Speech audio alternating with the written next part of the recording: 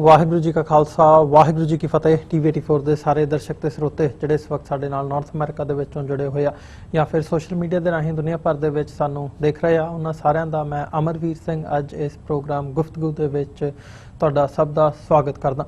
Viewers, ਅਸੀਂ ਪਿਛਲੇ ਦਿਨਾਂ ਦੇ ਵਿੱਚ ਖਾਸ ਤੌਰ ਤੇ ਭਾਰਤ ਸਰਕਾਰ ਵੱਲੋਂ ਜਿਹੜਾ ਕਸ਼ਮੀਰ ਦੇ ਨਾਲ ਸੰਬੰਧਿਤ ਫੈਸਲਾ ਲਿਆ ਗਿਆ ਕਿ ਧਾਰਾ 370 ਤੇ 35A ਨੂੰ ਹਟਾ ਕੇ ਕਸ਼ਮੀਰ ਨੂੰ ਜਿਹੜਾ ਖਾਸ ਦਰਜਾ ਦਿੱਤਾ ਗਿਆ ਸੀ, ਸਪੈਸ਼ਲ ਸਟੇਟਸ ਦਿੱਤਾ ਗਿਆ ਸੀ, ਉਹਨੂੰ ਖਤਮ ਕੀਤਾ ਗਿਆ ਤੇ ਦੋ ਹਿੱਸਿਆਂ ਦੇ ਵਿੱਚ ਕਸ਼ਮੀਰ ਨੂੰ ਵੰਡਿਆ ਗਿਆ। ਇਹਦੇ ਤੇ ਸਾਡਾ ਜਿਹੜਾ ਜ਼ਿਆਦਾ ਸ਼ੋਜ਼ ਦਾ TV84 ਦੇ ਜਿਹੜੇ ਸ਼ੋਅ ਹੈਗੇ ਉਹਨਾਂ ਦਾ ਫੋਕਸ ਜਿਹੜਾ ਹੈ ਉਹ ਇਸ ਨਿਊਜ਼ ਵੱਲ ਹੀ ਹੁੰਦਾ ਤੇ ਇਹਦੇ ਤੇ ਜਿਹੜੇ ਪ੍ਰਤੀਕਰਮ ਹੋ ਰਹੇ ਆ ਉਹਨਾਂ ਉੱਪਰ ਹੀ ਪਿਛਲੇ ਦਿਨਾਂ ਦੇ ਵਿੱਚ ਰਿਹਾ ਜਿਹੜਾ ਫੋਕਸ ਹੈ। ਸੋ ਅੱਜ ਵੀ ਅਸੀਂ ਇਸੇ ਬਾਬਤ ਗੱਲ ਕਰਾਂਗੇ। ਇੱਕ ਖਾਸ ਜਿਹੜਾ ਨੁਕਤਾ ਅਸੀਂ ਪਿਛਲੇ ਦਿਨਾਂ ਦੇ ਵਿੱਚ ਦੇਖਿਆ ਕਿ ਜਿੱਥੇ ਭਾਰਤ ਸਰਕਾਰ ਵੱਲੋਂ ਜਦੋਂ ਇਹ ਫੈਸਲਾ ਲਿਆ ਗਿਆ ਉਹ ਇੰਡੀਆ ਦੀ ਮੈਜੋਰਿਟੀ ਕਮਿਊਨਿਟੀ ਹੋਵੇ ਜਾਂ ਭਾਰਤ ਦੇ ਵਿੱਚ ਜਿਹੜੀਆਂ ਮੈਜੋਰਿਟੀ ਸਟੇਟਸ ਹੈਗੀਆਂ ਨੇ, ਇੱਕ ਪੰਜਾਬ ਨੂੰ ਛੱਡ ਕੇ ਉਹਨਾਂ ਦੀਆਂ ਸਿਆਸੀ ਪਾਰਟੀਆਂ ਹੋਣ, ਬਾਲੀਵੁੱਡ ਦੇ ਜਿਹੜੇ ਫਿਲਮੀ ਸਿਤਾਰੇ ਨੇ ਉਹ ਹੋਣ, ਸਾਰਿਆਂ ਵੱਲੋਂ ਭਾਰਤ ਸਰਕਾਰ ਦੇ ਇਸ ਫੈਸਲੇ ਦੀ ਸ਼ਲਾਘਾ ਕੀਤੀ ਗਈ ਹੈ। ਪਰ ਪੰਜਾਬ ਇੱਕ ਅਜਿਹਾ ਸੂਬਾ ਹੈ ਜਿਸ ਦੇ ਵਿੱਚ ਭਾਰਤ ਸਰਕਾਰ ਦੇ ਇਸ ਫੈਸਲੇ ਦਾ ਵਿਰੋਧ ਹੋਇਆ। ਪੰਜਾਬ ਨੇ ਕਸ਼ਮੀਰ ਦੇ ਹੱਕ ਦੇ ਵਿੱਚ, ਕਸ਼ਮੀਰੀਆਂ ਦੇ ਹੱਕ ਦੇ ਵਿੱਚ ਹਾਂ ਦਾ ਨਾਰਾ ਮਾਰਿਆ। ਉਹ ਭਾਵੇਂ ਪੰਜਾਬ ਦੇ ਇੰਟੈਲੈਕਚੁਅਲਸ ਹੋਣ, ਸਿੱਖ ਇੰਟੈਲੈਕਚੁਅਲ, ਸਿੱਖ ਬੁੱਧੀਜੀਵੀ ਹੋਣ, ਪੰਜਾਬ ਦੀਆਂ ਜਿਹੜੀਆਂ ਸਿਆਸੀ ਪਾਰਟੀਆਂ ਨੇ ਉਹਨਾਂ ਦੇ ਨੁਮਾਇੰਦੇ ਹੋਣ, ਈਵਨ ਪੰਜਾਬ ਦੇ ਜਿਹੜੇ ਮੁੱਖ ਮੰਤਰੀ ਨੇ ਕੈਪਟਨ ਅਮਰਿੰਦਰ ਸਿੰਘ, ਉਹਨਾਂ ਵੱਲੋਂ ਵੀ ਇਸ ਕਦਮ ਦੀ ਵਿਰੋਧਤਾ ਕੀਤੀ ਗਈ ਹੈ। ਪੰਜਾਬ ਦੀਆਂ ਕਿਸਾਨ ਜਥੇਬੰਦੀਆਂ ਹੋਣ, ਪੰਜਾਬ ਦੀਆਂ ਸਟੂਡੈਂਟ ਯੂਨੀਅਨਸ ਹੋਣ ਜਾਂ ਪੰਜਾਬ ਦੇ ਵਿੱਚ ਜਿਹੜੀਆਂ ਪੰਥਕ ਆਰਗੇਨਾਈਜੇਸ਼ਨਸ ਨੇ, ਸਿੱਖ ਆਰਗੇਨਾਈਜੇਸ਼ਨਸ ਨੇ, ਪੋਲੀਟੀਕਲ ਪਾਰਟੀਆਂ ਨੇ ਜਾਂ ਜਿਹੜੀਆਂ ਖੱਬੇ ਪੱਖੀ ਲੈਫਟ ਦੀਆਂ ਜਿਹੜੀਆਂ ਧਿਰਾਂ ਨੇ ਉਹਨਾਂ ਵੱਲੋਂ। ਸੋ ਓਵਰਆਲ ਕਿਹਾ ਜਾ ਸਕਦਾ ਹੈ ਵੀ ਪੰਜਾਬ ਦੇ ਵਿੱਚ ਮੈਜੋਰਿਟੀ ਜਿਹੜੇ ਲੋਕ ਹੈਗੇ ਆ ਪੰਜਾਬੀਆਂ ਵੱਲੋਂ ਕਸ਼ਮੀਰ ਦੀ ਹਮਾਇਤ ਕੀਤੀ ਗਈ ਹੈ। ਸੋ ਜਿਹੜੇ ਸਿੱਖ ਬੁੱਧੀਜੀਵੀ ਨੇ ਉਹਨਾਂ ਵੱਲੋਂ ਪਿਛਲੇ ਦਿਨਾਂ ਦੇ ਵਿੱਚ ਇੱਕ ਪ੍ਰੈਸ ਕਾਨਫਰੰਸ ਚੰਡੀਗੜ੍ਹ ਦੇ ਵਿੱਚ ਕੀਤੀ ਗਈ ਹੈ ਇਸ ਮੁੱਦੇ ਦੇ ਉੱਤੇ।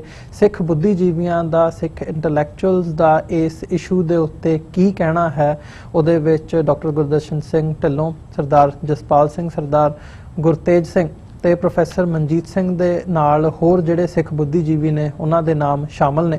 ਉਹਨਾਂ ਦੀ ਜਿਹੜੀ ਪ੍ਰੈਸ ਕਾਨਫਰੰਸ ਦੀ ਫੁਟੇਜ ਹੈ TV84 ਦੀ ਟੀਮ ਵੱਲੋਂ ਉਹ ਇੱਥੇ ਸਾਨੂੰ ਨਿਊਯਾਰਕ ਦੇ ਵਿੱਚ ਭੇਜੀ ਗਈ ਹੈ। ਸੋ ਉਹ ਅੱਜ ਅਸੀਂ ਤੁਹਾਡੀ ਕਚਹਿਰੀ ਦੇ ਵਿੱਚ ਰੱਖਣ ਲੱਗੇ ਹਾਂ।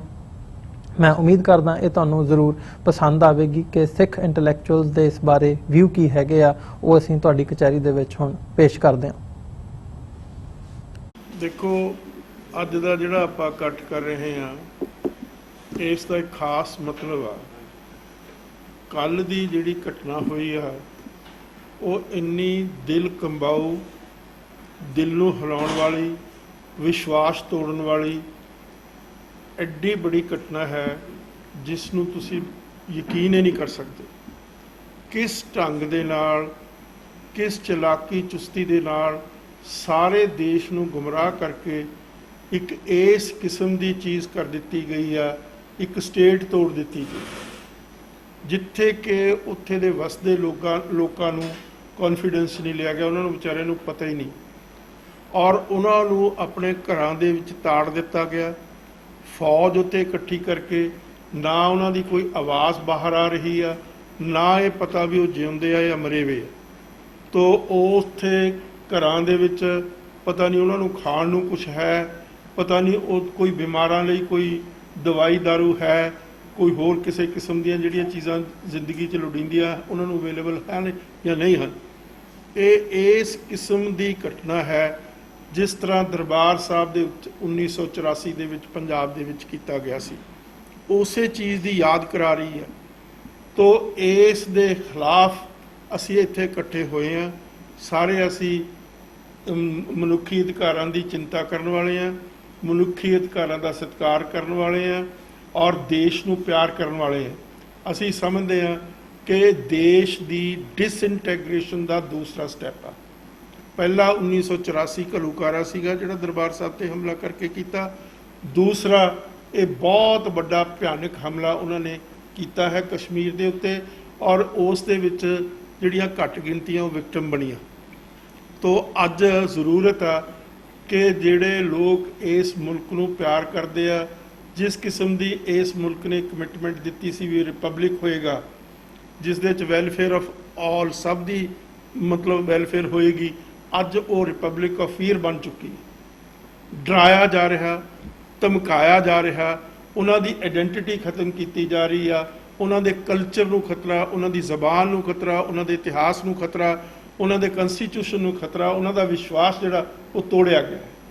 ਤੋ ਇਹ ਇੱਕ ਐਸੀ, ਮੈਂ ਸਮਝਦਾ, ਅਸੀਂ ਸਮਝਦੇ ਹਾਂ ਵੀ ਦੁਨੀਆ ਦੀ ਬਹੁਤ ਵੱਡੀ ਇਵੈਂਟ ਹੈ, ਨਾ ਕਿ ਕਨਫਾਈਨ ਟੂ ਦਿਸ ਕੰਟਰੀ। ਔਰ ਇਸ ਦੇ ਨਾਲ ਜਦੋਂ ਲੋਕਾਂ ਦਾ ਵਿਸ਼ਵਾਸ ਟੁੱਟ ਜਾਏਗਾ ਤਾਂ ਕੰਟਰੀ ਦੇ ਡਿਸਇੰਟੀਗ੍ਰੇਸ਼ਨ ਦੇ ਆਸਾਰ ਜਿਹੜੇ ਆ ਉਹ ਵੱਧ ਜਾਣਗੇ। ਐਡੀ ਵੱਡੀ ਭਿਆਨਕ ਘਟਨਾ। ਤੋ ਹੁਣ ਮੈਂ, ਤੁਸੀਂ ਆਪਣੇ ਦੋਸਤ ਬੈਠੇ ਦੋਨੇ ਪਾਸੇ, ਇਹ ਆਪਣਾ ਆਪਣਾ ਓਪੀਨੀਅਨ ਦੇਣਗੇ ਤੁਹਾਨੂੰ ਦੱਸ ਵੀ ਦਿੰਦੇ ਆ। ਸਰਦਾਰ ਜਸਪਾਲ ਸਿੰਘ ਆ, ਪ੍ਰੋਫੈਸਰ ਮਨਜੀਤ ਸਿੰਘ ਹੋਣੀ ਆ, ਮੇਰਾ ਨਾਮ ਗੁਰਦਰਸ਼ਨ ਸਿੰਘ ਢਿੱਲੋਂ ਆ, ਸਰਦਾਰ ਗੁਰਤੇਜ ਸਿੰਘ ਆ, ਇਹ ਸਰਦਾਰ ਸੁਖਦੇਵ ਸਿੰਘ ਆ, ਸਰਦਾਰ ਖੁਸ਼ਹਾਲ ਸਿੰਘ ਆ।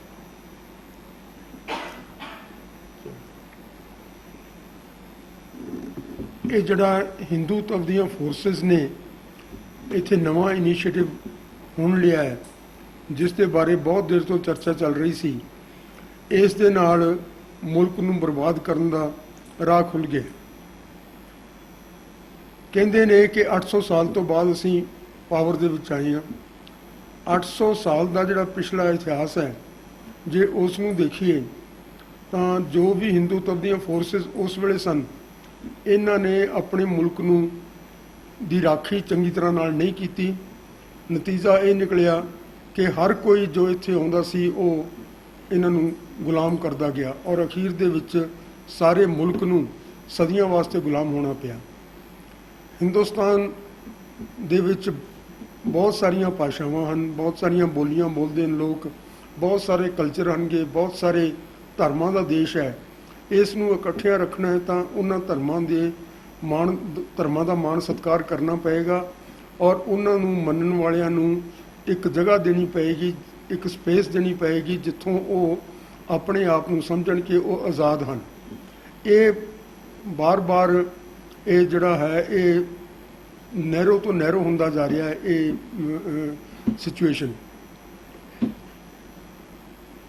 ਜਿੱਥੇ ਜਿੱਥੇ ਵੀ ਹਿੰਦੂਤਵ ਦੀਆਂ ਫੋਰਸਿਸ ਨੇ ਪਿਛਲੇ ਸਮਿਆਂ ਦੇ ਵਿੱਚ ਰਾਜ ਕੀਤਾ ਹੈ, ਉੱਥੇ ਉੱਥੇ ਲੋਕ ਹਿੰਦੂ ਧਰਮ ਨੂੰ ਛੱਡ ਕੇ ਦੂਸਰੇ ਧਰਮਾਂ ਨੂੰ ਅਪਣਾਉਣ ਵਾਸਤੇ ਮਜਬੂਰ ਹੋਏ। ਜਿਸ ਤਰ੍ਹਾਂ ਟ੍ਰੈਵਨਕੋਰ ਕੋਚੀਨ ਸੀ, ਇੱਥੇ ਸਭ ਤੋਂ ਆਰਥੋਡਾਕਸ ਹਿੰਦੂ ਰਾਜਾ ਸੀ, ਤੇ ਉਸ ਦੇ ਜ਼ਮਾਨੇ ਦੇ ਵਿੱਚ ਸਾਰੇ ਲੋਕ ਜੋ ਉਸ ਏਰੀਏ ਨੂੰ ਲਓ ਤਾਂ ਉੱਥੇ ਸਾਰੇ ਦੇ ਸਾਰੇ ਅੱਜ ਨੌਨ ਹਿੰਦੂ ਸਨ।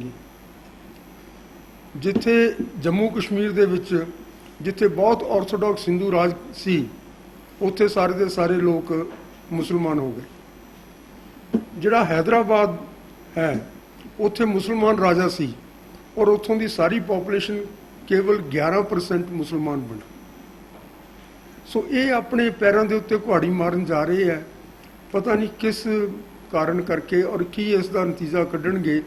ਇਹ ਜਿਹੜੀ ਕਿਸਮ ਦੀ ਫੈਡਰਲਿਜ਼ਮ ਦੇਖੋ, ਉਸ ਵੇਲੇ ਦੀਆਂ ਜਿਹੜੀਆਂ 1947 ਦੇ ਵਿੱਚ ਕੌਂਸਟੀਟਿਊਂਟ ਅਸੈਂਬਲੀ ਦੀਆਂ ਡਿਬੇਟਸ ਵਗੈਰਾ ਤੁਸੀਂ ਦੇਖੋ ਤਾਂ ਲੋਕਾਂ ਦੇ ਨਾਲ ਵਾਅਦੇ ਕੀਤੇ ਸਨ ਕਿ ਇਹ ਮੁਲਕ ਫੈਡਰੇਸ਼ਨ ਹੋਏਗਾ, ਇਸ ਦੇ ਵਿੱਚ ਲੋਕਾਂ ਦਾ ਸਤਿਕਾਰ ਹੋਏਗਾ, ਔਰ ਹਰ ਇੱਕ ਕਿਸਮ ਦੀ ਬਰਾਬਰੀ ਹੋਏਗੀ, ਕਾਨੂੰਨ ਦੇ ਸਾਹਮਣੇ, ਨਿਆਂ ਦੇ ਸਾਹਮਣੇ ਸਾਰੇ ਲੋਕ ਇੱਕੋ ਜਿਹੇ ਹੋ ਕੇ ਖੜੇ ਹੋਣਗੇ।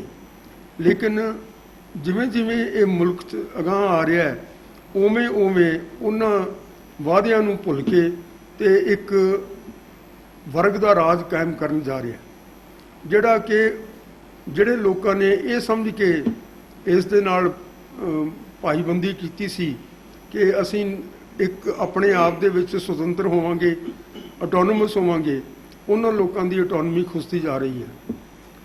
ਜਿਹੜੇ ਹੁਣ ਇਹਨਾਂ ਨੇ, ਜਿਸ ਤਰ੍ਹਾਂ ਡਾਕਟਰ ਸਾਹਿਬ ਨੇ ਕਿਹਾ ਹੈ, ਇਹਨਾਂ ਨੇ ਜਿਹੜੀ ਨੀਂਹ ਹੈ ਇਸ ਮੁਲਕ ਦੀ ਬਰਬਾਦੀ ਦੀ, ਉਹ ਰੱਖ ਦਿੱਤੀ ਹੈ। ਰੱਬ ਖੈਰ ਕਰੇ। ਜਿਹੜਾ ਵੱਖਰੀ ਕਿਸਮ ਦੇ ਲੋਕ ਹਨਗੇ, ਜਿਸ ਤਰ੍ਹਾਂ ਨੌਨ ਹਿੰਦੀ ਸਪੀਕਿੰਗ ਲੋਕ, ਉਹ ਸਾਰੇ ਦੇ ਸਾਰੇ ਇਸ ਚੀਜ਼ ਨੂੰ ਪ੍ਰਵਾਨ ਨਹੀਂ ਕਰਦੇ, ਜਿਸ ਤਰ੍ਹਾਂ ਨਾਲ ਇਸ ਤਰ੍ਹਾਂ ਇਹ ਤਬਦੀਲੀਆਂ ਲਿਆਂਦੀਆਂ ਜਾ ਰਹੀਆਂ ਹਨ ਔਰ ਇੱਕਦਮ ਅੱਧੀ ਰਾਤ ਨੂੰ ਬੈਠ ਕੇ ਕਿਸੇ ਇੱਕ ਦੋ ਬੰਦਿਆਂ ਦੀ ਸਲਾਹ ਦੇ ਨਾਲ ਇਹ ਸਾਰਾ ਕੁਝ ਤਬਦੀਲ ਕੀਤਾ ਜਾ ਰਿਹਾ ਹੈ। ਇਸ ਨੂੰ ਮੁਲਕ ਦੀ ਆਤਮਾ ਜਿਹੜੀ ਹੈ ਉਹ ਪ੍ਰਵਾਨ ਨਹੀਂ ਕਰਦੀ। ਇਸ ਦੇ ਬੜੇ ਭਿਆਨਕ ਨਤੀਜੇ ਨਿਕਲਣਗੇ। ਅਸੀਂ ਤਾਂ ਇਹ ਚਾਹੁੰਦੇ ਹਾਂ ਕਿ ਜਿੰਨੇ ਵੀ ਮੁਲਕ ਦੇ ਵਿੱਚ ਲਿਬਰਲ ਲੋਕ ਹਨ, ਜਿੰਨੇ ਵੀ ਇਸ ਮੁਲਕ ਦੇ ਵਿੱਚ ਮਾਈਨੋਰਿਟੀਜ਼ ਨੂੰ ਰਿਪਰੈਜ਼ੈਂਟ ਕਰਦੇ ਹੈ ਜਾਂ ਜਿਹੜੇ ਹਿਊਮਨ ਰਾਈਟਸ ਨੂੰ ਰਿਪਰੈਜ਼ੈਂਟ ਕਰਦੇ ਹੈ ਜਾਂ ਜਿਹੜੇ ਦੂਸਰੇ ਨੇਸ਼ਨਸ ਹਨਗੇ, ਸਬ ਨੇਸ਼ਨਸ ਹਨਗੇ ਕਈ ਸਾਰੇ, ਉਹਨਾਂ ਸਾਰਿਆਂ ਨੂੰ ਇਕੱਠੇ ਹੋ ਕੇ ਇਸ ਮੁਲਕ ਦੇ ਜੋ ਮੋਰੈਲਿਟੀ ਸੀ, ਪੋਲੀਟੀਕਲ ਮੋਰੈਲਿਟੀ, ਉਸ ਨੂੰ ਡਿਫੈਂਡ ਕਰਨ ਵਾਸਤੇ, ਉਸ ਦੀ ਰਾਖੀ ਵਾਸਤੇ ਅੱਗੇ ਆਉਣਾ ਚਾਹੀਦਾ। ਇੱਕ ਦੋ ਪੁਆਇੰਟ ਨੋਟ ਕਰਨ ਦੀ ਲੋੜ ਹੈ। ਇੱਕ ਤਾਂ ਇਹ ਹੈ ਕਿ ਜਿਹੜਾ ਆਰਟੀਕਲ 370 ਦਾ ਇਸ਼ੂ ਆ ਔਰ ਧਾਰਾ 35A ਦਾ ਇਸ਼ੂ ਆ, ਇਹ ਦੋਵੇਂ ਸੁਪਰੀਮ ਕੋਰਟ ਵਿੱਚ ਪਏ ਹੋਏ ਸੀ। Supreme court seized of the matter ਸੀ, ਉਹਨਾਂ ਦੇ ਸਾਹਮਣੇ ਵਿਚਾਰ ਅਧੀਨ ਸੀ। ਇਸ ਦੇ ਬਾਵਜੂਦ ਉਸ ਨੂੰ ਇਗਨੋਰ ਕਰਕੇ ਸਟੇਟ ਨੇ ਆਪਣੇ ਫੈਸਲੇ ਲੈ ਲਏ ਆ, ਤੋੜ ਹੀ ਦਿੱਤੇ ਆ। ਉਹ ਇੱਕ ਢੰਗ ਨਾਲ ਸੁਪਰੀਮ ਕੋਰਟ ਦੀ ਵੀ ਬੇਇੱਜ਼ਤੀ ਆ ਔਰ ਜੁਡੀਸ਼ੀਅਲ ਪ੍ਰੋਸੈਸ ਨੂੰ ਦੀ ਮੌਕਰੀ ਬਣਾਤੀ ਗਈ ਆ। ਮਾਹੌਲ ਉਡਾਤਾ ਗਿਆ ਵਰਲਡ ਦੇ ਵਿੱਚ ਕਿ ਜੁਡੀਸ਼ੀਅਲ ਪ੍ਰੋਸੈਸ ਕੀ ਚੀਜ਼ ਆ। ਜਿੰਨੀ ਦੇਰ ਸੁਪਰੀਮ ਕੋਰਟ ਦਾ ਫੈਸਲਾ ਨਹੀਂ ਲਿਆ ਜਾਂਦਾ ਉਨੀ ਦੇਰ ਇਸ ਨੂੰ ਹੋਲਡ ਕਰਨਾ ਚਾਹੀਦਾ ਸੀ। ਕੋਈ ਆਫਤ ਨਹੀਂ ਸੀ ਆਉਣ ਲੱਗੀ, ਕੋਈ ਹਿੰਦੁਸਤਾਨ ਟੁੱਟਣ ਨਹੀਂ ਸੀ ਲੱਗਾ। ਇਹਦੇ ਨਾਲ ਪ੍ਰੈਸ਼ਰ ਥੱਲੇ ਕੀਤਾ ਗਿਆ ਹੈ। ਕੋਈ ਜਸਟਿਸ ਨਹੀਂ ਇਹਦੇ ਪਿੱਛੇ ਔਰ ਇਹਦੇ ਜਿਹੜੇ ਕੰਸੀਕੁਐਂਸਸ ਆ ਅਸੀਂ ਫੀਲ ਕਰਦੇ ਹਾਂ ਕਿ ਉਹ ਬੜੇ ਡੇਂਜਰਸ ਹੋਣਗੇ। ਸਭ ਤੋਂ ਵੱਡਾ ਜਿਹੜਾ ਕੰਸੀਕੁਐਂਸ ਹੈ ਇਹਦਾ ਉਹ ਹੈਗਾ ਸਾਊਥ ਏਸ਼ੀਆ ਦੇ ਵਿੱਚ ਇਹਦੇ ਨਾਲ ਡੀਸਟੇਬਲਾਈਜੇਸ਼ਨ ਦਾ ਪ੍ਰੋਸੈਸ ਸ਼ੁਰੂ ਹੋ ਗਿਆ। ਸਾਡੇ ਗੁਆਂਢੀਆਂ ਦੇ ਅੰਦਰ ਇੱਕ ਡਰ ਦੀ ਭਾਵਨਾ ਉਹ ਉਤਪੰਨ ਹੋ ਗਈ ਹੈ ਔਰ ਹੋ ਰਹੀ ਹੈ ਔਰ ਟੈਨਸ਼ਨ ਜਿਹੜੀ ਹਿੰਦੁਸਤਾਨ ਔਰ ਪਾਕਿਸਤਾਨ ਵਿਚਕਾਰ ਆ ਉਹ ਇਹਨਾਂ ਦਿਨਾਂ ਵਿੱਚ ਹੋਰ ਤੇਜ਼ ਹੋਣ ਵਾਲੀ ਆ। ਅਲਟੀਮੇਟਲੀ ਵਰਲਡ ਪਾਵਰਸ ਨੂੰ ਇਹ ਸਿਚੁਏਸ਼ਨ ਵੱਲ ਧਿਆਨ ਦੇਣਾ ਪੈਣਾ ਹੈ ਔਰ ਇਹ ਫੋਕਸ ਬਣ ਜਾਣਾ ਹੈ ਅਗਲੇ ਵੱਡੇ ਤਜ਼ਾਦਾਂ ਦਾ, ਕੰਟਰਾਡਿਕਸ਼ਨ ਦਾ ਔਰ ਮੇਬੀ ਵਾਰ ਦਾ। ਤੋ ਇਸ ਕਰਕੇ ਅਸੀਂ ਇੱਥੇ ਤੁਹਾਨੂੰ ਤਕਲੀਫ ਦਿੱਤੀ ਹੈ ਕਿ ਤੁਸੀਂ ਸਾਡੇ ਜਿਹੜੇ ਸੈਂਟੀਮੈਂਟਸ ਆ ਉਹ ਮੀਡੀਆ ਦੇ ਥਰੂ ਲੋਕਾਂ ਤੱਕ ਪਹੁੰਚਾਓ। ਇਹਦੇ ਨਾਲ ਨਾ ਕਈਆਂ ਦੇ ਮੁਖੌਟੇ ਵੀ ਉਤਰ ਗਏ ਆ, ਜਿਨ੍ਹਾਂ ਨੇ ਬੋਲਟੀ ਫੇਸ ਹੁੰਦੇ, ਆਪਣਾ ਮੂੰਹ ਕੁਛ ਸੀ, ਅਸਲੀਅਤ ਕੀ ਸੀ। ਜਿਹੜੀ ਸੋ ਕਾਲਡ ਸਾਡੀ ਅਕਾਲੀ ਦਲ ਪਾਰਟੀ ਆ 60-65 ਸਾਲ ਤੋਂ ਆਟੋਨਮੀ ਦੀ ਗੱਲ ਕਰਦੇ ਸੀ, ਫੈਡਰਲ ਸਿਸਟਮ ਦੀ ਗੱਲ ਕਰਦੇ ਸੀ, ਵੱਧ ਅਧਿਕਾਰਾਂ ਦੀ ਗੱਲ ਕਰਦੇ ਸੀ। ਕੱਲ੍ਹ ਉਹਨਾਂ ਨੇ ਉਹਦੇ ਬਿਲਕੁਲ ਉਲਟ ਉਹਨਾਂ ਨੇ 370 ਦੀ ਸਪੋਰਟ ਦੇ ਵਿੱਚ ਵੋਟਾਂ ਪਾ ਕੇ ਆਪਣਾ ਵੀ ਨਾਸ ਕਰ ਲਿਆ, ਪੰਜਾਬ ਦਾ ਵੀ ਨਾਸ ਕਰਾ ਦਿੱਤਾ, ਪੰਜਾਬ ਨੂੰ ਬਦਨਾਮੀ ਦੇਤੀ, ਸਿੱਖਾਂ ਨੂੰ ਬਦਨਾਮੀ ਦਿੱਤੀ। ਬਹੁਤ ਮੰਦਭਾਗੀ ਗੱਲ ਕੀਤੀ ਹੈ। ਦੂਸਰਾ, ਕੇਜਰੀਵਾਲ ਜਿਹੜਾ ਆਪਣੇ ਆਪ ਨੂੰ ਕਹਿੰਦਾ ਸੀ ਸਾਡੀ ਸਟੇਟ ਨੂੰ ਵੱਧ ਅਧਿਕਾਰ ਦਿਓ, ਦਿੱਲੀ ਨੂੰ ਪੂਰਨ ਉਹਨੂੰ ਦਰਜਾ ਦਿਓ, ਉਸਨੇ ਮਤਲਬ ਉੱਥੇ ਦਾ ਕੀ ਲੈਣਾ ਸੀ। ਉਹਨਾਂ ਦਾ ਜਿਹੜਾ ਪੂਰਾ ਦਰਜਾ ਸੀ ਉਹਨੂੰ ਢਾਉਣ ਦੇ ਵਿੱਚ ਵੀ ਪੂਰੀ ਵੋਟ ਪਾਈ ਆ BSP ਨੇ, ਮਾਇਆਵਤੀ ਨੇ। ਤੋ ਇਹ ਐਡੀ ਵੱਡੀ ਗੱਲ ਆ ਜਿਹਦੇ 'ਚ ਬਹੁਤੇ ਲੋਕਾਂ ਦੇ ਵੀ ਮੁਖੌਟੇ ਉਤਰ ਗਏ। ਸ਼ਰਮ ਵਾਲੀ ਗੱਲ ਆ ਕਿ ਜਿਹੜੀ ਸੋ ਕਾਲਡ ਅਕਾਲੀ ਦਲ ਜਿਹਨੇ ਇੰਨੇ ਮੋਰਚੇ ਲੱਗੇ, ਇੰਨੇ ਲੋਕਾਂ ਨੇ ਸ਼ਹਾਦਤਾਂ ਦਿੱਤੀਆਂ, ਇੰਨੇ ਮਾਸੂਮ ਜਿਹੜੇ ਲੋਕ ਸੀ ਫੈਡਰਲ ਦੇ ਨਾਂ ਦੇ ਉੱਤੇ, ਫੈਡਰਲਿਜ਼ਮ ਦੇ ਨਾਂ ਤੇ, ਵੱਧ ਅਧਿਕਾਰਾਂ ਦੇ ਨਾਂ ਤੇ ਜੇਲ੍ਹਾਂ 'ਚ ਗਏ, ਉਹਨਾਂ ਨੂੰ ਕੌਣ ਜਵਾਬ ਦੇਗਾ? ਅੱਜ ਬਾਦਲ ਤਾਂ ਚੁੱਪ ਕਰਕੇ ਬੈਠਾ ਕਿਉਂਕਿ ਉਹਦੀ ਨੂੰਹ ਸੈਂਟਰ ਦੇ ਵਿੱਚ ਮਿਨਿਸਟਰ ਬਣੀ ਬੈਠੀ ਹੈ। ਉਸ ਨੂੰ ਪੁੱਛਣਾ ਚਾਹੀਦਾ, ਉਸ ਦੀ ਆਤਮਾ ਨੂੰ ਝੰਜੋੜਨਾ ਚਾਹੀਦਾ ਵੀ ਆਹ ਤੇਰੀ ਪਾਰਟੀ ਆ, ਆਹ ਤੇਰਾ ਕਿਰਦਾਰ ਆ, ਆਹ ਤੇਰਾ ਆਊਟਲੁੱਕ ਆ, ਆਹ ਤੇਰਾ ਸਟੈਂਡ ਆ। ਤੋ ਇਹ ਗੱਲ ਮਤਲਬ ਬਹੁਤ ਵੱਡੀ ਗੱਲ ਆ ਚਾਰੇ ਪਾਸਿਓਂ, ਸਾਰੇ ਪਾਸਿਓਂ। ਔਰ ਕੇਜਰੀਵਾਲ ਨੂੰ ਵੀ ਹਿੱਲਣਾ ਚਾਹੀਦਾ ਵੀ ਤੈਨੂੰ ਸ਼ਰਮ ਹੈ ਕਿ ਕਿਸ ਤਰੀਕੇ ਦੇ ਨਾਲ ਤੂੰ 370 ਨੂੰ ਸਪੋਰਟ ਕਰ ਰਿਹਾ। ਇੱਕ ਪਾਸੇ ਕਹਿ ਰਿਹਾ ਵੀ ਮੇਰੀ ਸਟੇਟ ਦਾ ਪੂਰਾ ਸਟੇਟਸ, ਔਰ ਉਹਨਾਂ ਦੀ ਜਿਹੜੀ ਸਟੇਟ ਆ ਉਸ ਨੂੰ ਉਸ ਲੈਵਲ ਤੇ ਲਿਆਉਣ ਲਈ ਤੂੰ ਵੋਟ ਪਾ ਰਿਹਾ। ਤੋ ਇਹ ਬੜੀਆਂ ਇਹਦੀਆਂ ਡਾਇਮੈਂਸ਼ਨਸ ਹੈਗੀਆਂ, ਸਾਰੀਆਂ ਹੀ ਦੇਖਣੀਆਂ ਚਾਹੀਦੀਆਂ, ਸਾਰੀਆਂ ਸੋਚਣੀਆਂ ਚਾਹੀਦੀਆਂ। ਔਰ ਪਬਲਿਕ ਓਪੀਨੀਅਨ ਬਣਾਉਣਾ ਚਾਹੀਦਾ ਸਟਰੋਂਗਲੀ, ਬਹੁਤ ਸਟਰੋਂਗ ਪਬਲਿਕ ਓਪੀਨੀਅਨ ਬਣਾਉਣਾ ਚਾਹੀਦਾ। ਤੁਸੀਂ ਯੰਗ ਮੁੰਡੇ ਤੇ ਕੁੜੀਆਂ ਬੈਠੇ ਹੋ, ਲੋਕਾਂ ਨੂੰ ਸਮਝਾਓ, ਲੋਕਾਂ ਨੂੰ ਮਤਲਬ ਲਾਮਬੰਦ ਕਰੋ ਕਿ ਇਸ ਕਿਸਮ ਦੇ ਮਖੌਟੇ ਬੈਠੇ ਆ, ਇਸ ਕਿਸਮ ਦੇ ਲੋਕ ਬੈਠੇ ਆ ਜਿਨ੍ਹਾਂ ਨੇ ਲੋਕਾਂ ਨੂੰ ਗੁੰਮਰਾਹ ਕਰਕੇ ਜੇਲ੍ਹਾਂ 'ਚ ਭੇਜਿਆ, ਸ਼ਹਾਦਤਾਂ ਕਰਾਈਆਂ, ਅੱਜ ਉਲਟੇ ਪਾਸੇ ਦੂਜੇ ਪਾਸੇ ਮੂੰਹ ਮੋੜ ਲਿਆ ਕਿਉਂਕਿ ਉਹਨਾਂ ਦਾ ਜ਼ਾਤੀ ਮਫਾਦ ਆ, ਉਹਨਾਂ ਦੇ ਟੱਬਰਾਂ ਦਾ ਮਫਾਦ ਆ। ਲਓ ਜੀ, ਜਸਪਾਲ ਸਿੰਘ ਜੀ ਬੋਲਣਗੇ। ਜਿਸ ਤਰੀਕੇ ਨਾਲ 84 ਜੂਨ 84 ਵਿੱਚ ਫੌਜੀ ਹਮਲਾ ਦਰਬਾਰ ਸਾਹਿਬ ਤੇ ਹੋਣ ਤੋਂ ਪਹਿਲਾਂ ਉਹਨਾਂ ਨੇ ਕਾਫੀ ਤਿਆਰੀ, ਇਸ ਕਿਸਮ ਦਾ ਭੰਡੀ ਪ੍ਰਚਾਰ ਵੀ ਕੀਤਾ, ਗਲਤ ਵੀ ਅਫਵਾਇਆ, ਮੀਡੀਆ ਦੇ ਰਾਹੀਂ ਸਾਰਾ ਕੁਝ ਫੈਲਾਇਆ, ਪਰ ਇੱਥੇ ਕੁਝ ਜ਼ਿਆਦਾ ਕੁਝ ਕੀਤਾ ਹੀ ਨਹੀਂ। ਉੱਥੇ 1.5-2 ਸਾਲ ਦਾ ਮੋਰਚਾ ਚੱਲ ਰਿਹਾ ਸੀ, ਧਰਮ ਯੁੱਧ ਮੋਰਚਾ, ਉਹਦੇ ਪਿੱਛੋਂ ਇਹ ਸਾਰੀ ਸਿਚੁਏਸ਼ਨ ਬਣੀ ਜਾਂ ਉੱਥੋਂ ਤੱਕ ਲੈ ਕੇ ਗਏ, ਜਾਣਬੁੱਝ ਕੇ ਉੱਥੋਂ ਤੱਕ ਵਧਾ ਕੇ ਲਗਾਏ।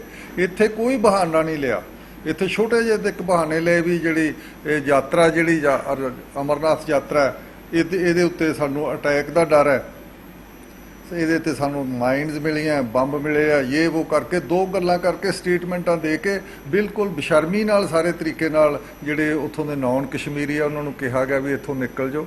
ਤੇ ਉਹੀ ਤਰੀਕਾ ਵਾਲਿਆ ਸ਼੍ਰੀਨਗਰ ਦੀਆਂ ਜਿਹੜੀਆਂ ਫੋਟੋ ਵਗੈਰਾ ਆਈਆਂ, ਉਸੇ ਤਰੀਕੇ ਨਾਲ ਤਾਰਾਂ ਕੰਡਿਆਂ ਦੀਆਂ ਤਾਰਾਂ ਸ਼ਹਿਰਾਂ 'ਚ ਵਿਛਾਈਆਂ ਗਈਆਂ, ਬਲੌਕ ਲਗਾਏ ਗਏ, ਕਰਫਿਊ ਲਾਏ ਗਏ, ਲੀਡਰ ਫੜੇ ਗਏ।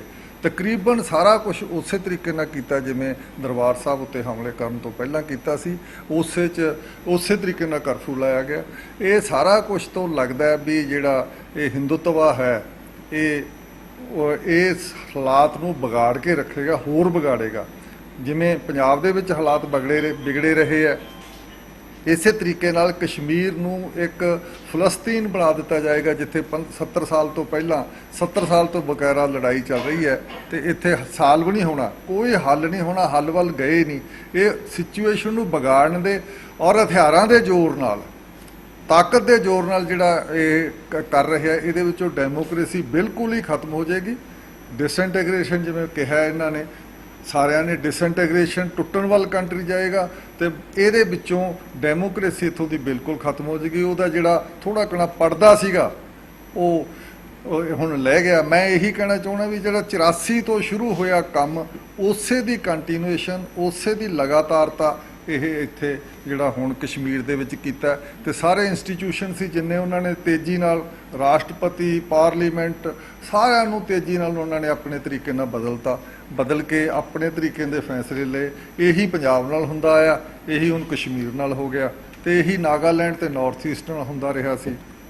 ਤੇ ਇਹ ਸ਼ੁਭ ਸ਼ਗਨ ਨਹੀਂ ਹੈ, ਇੱਥੋਂ ਦੀ ਡੈਮੋਕ੍ਰੇਸੀ ਖਤਮ ਹੋਏਗੀ।